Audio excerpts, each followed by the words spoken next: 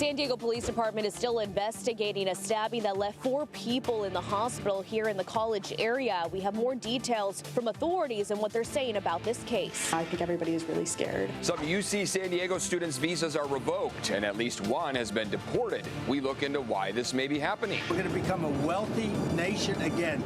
Wealthy like never before. Investors brace for more market turmoil with more tariffs set to begin this week.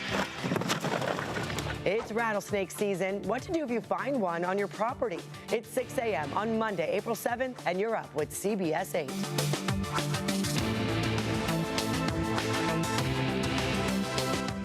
So glad you're with us here on this Monday at 6 a.m. I'm Eric Connors. And I'm Netta Irampur, and hopefully you had a nice weekend. I mean, the weather was incredible. Let's check in with meteorologist Evan Irani to see what we can expect this week. Another beautiful one. It was a very pleasant weekend that we just wrapped up. We are going to be watching for a little bit of fog out there by the coast at the morning stretch, pretty much every day this week as a possibility. A little bit of a breeze picking up by the afternoon, and beyond that, you got a lot of sunshine out there. 70 out along the coast, 80 inland.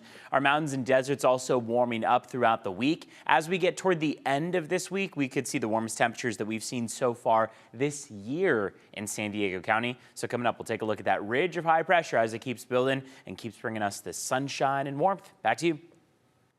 Thank you very much, Evan. And now new this morning, at least 4 people are recovering from their injuries after being stabbed in the College area last night. It happened just after 10 in the 6700 block of Amherst Street. CBS 8's Regina Yarita live at the scene now with the very latest. Regina.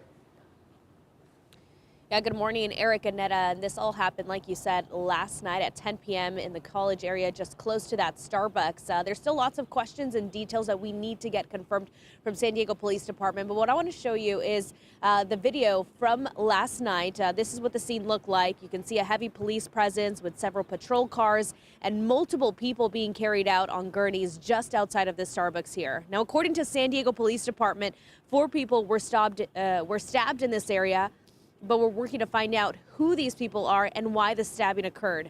What we do know is the 4 people who were stabbed were taken to the hospital, but at this time there are no further details about their current conditions.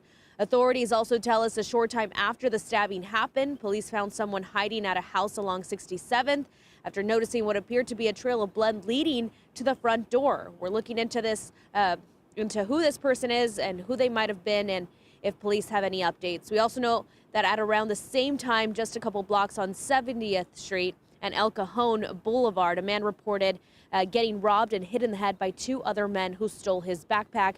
But at this point, we don't know if this incident is related to the stabbing or if it's a separate incident. So back out here, these are just questions and details that we need to get confirmed from San Diego Police Department. As soon as we hear more updates, we'll be sure to share it with you. But for now, I'll send it back to you. Regina, thank you for the latest there. New this morning, 1 person is dead after a crash in Chula Vista. It happened on the northbound 805 at the connector to the 54 around 10:30 last night. It appears only a white Tesla was involved in this. The car caught fire after the crash. CHP says a Good Samaritan tried to help, but the victim was pronounced dead at the scene. This morning, we are trying to figure out why some international students at UC San Diego had their visas terminated. One student was deported. The federal government did not provide a specific reason. CBS 8's Chris Groh live at UC San Diego with what we know about the students involved in this. Chris.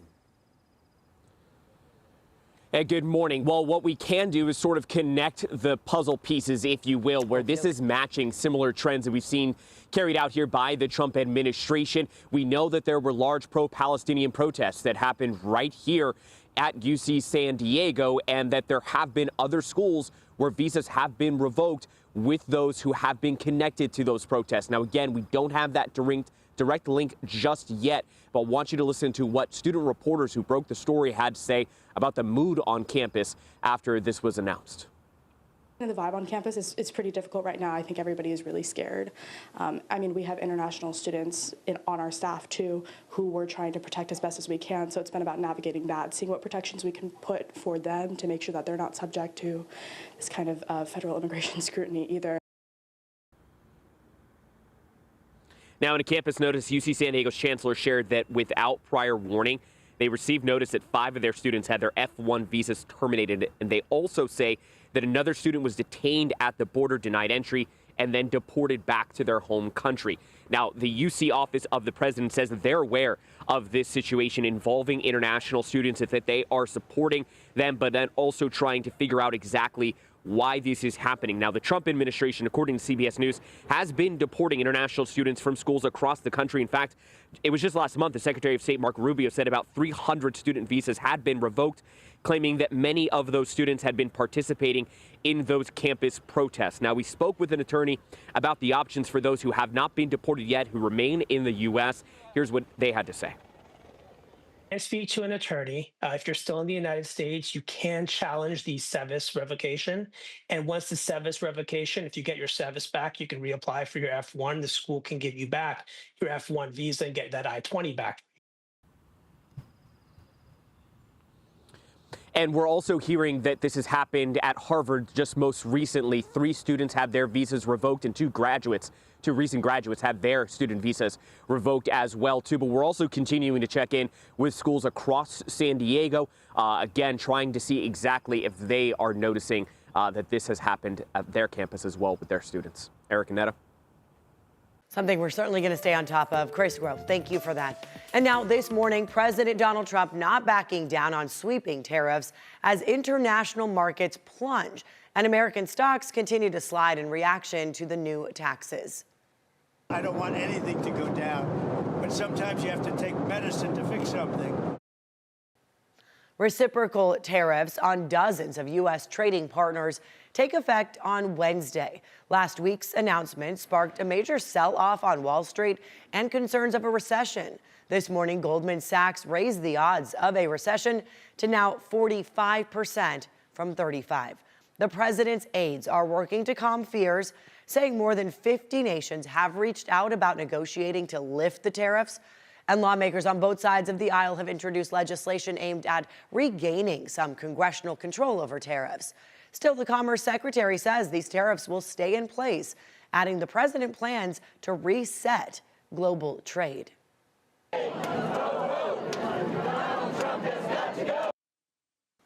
Many San Diegans took to the streets on Saturday to voice their concerns about Trump administration's policies, from tariffs to layoffs. For many, it was about standing up for their rights and saying enough is enough. Trying to rewrite the Constitution or rip it to shreds. If he thinks that he can just do whatever he wants to, that he's the king of the world, and it's up to all of us to say, no, you aren't.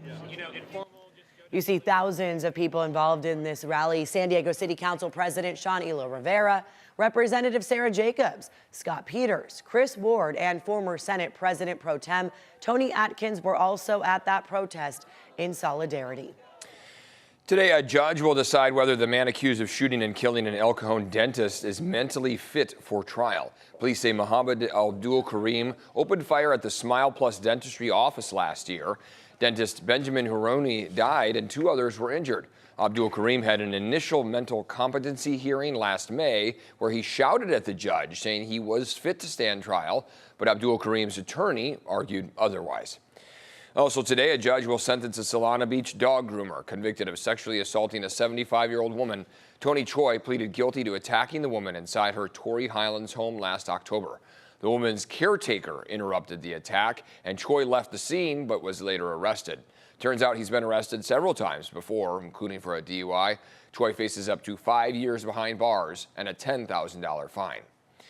Tomorrow is the last day for people living in District 1 to vote for their new county supervisor. 7 people, including 4 elected officials, are vying to replace former county supervisor Nora Vargas. Vargas announced in December she would not serve her second term despite winning re-election in November, citing personal safety and security reasons. If no candidate wins a majority, a runoff election will take place in July. And now it's 6:09 Monday morning, and it was hard to wake up this morning. I was off all last week. Yes. A lot of people were on spring break with San Diego Unified, so it's back to business. Yeah, I was in Vegas for a baseball tournament, and also spring breakers were there, and it was crazy. The crowds were nuts. Yeah, exactly. I mean, all this week, we're going to be watching for gradually warming temperatures, so it will feel a lot like spring out there across San Diego County. Plenty of sunshine each afternoon expected.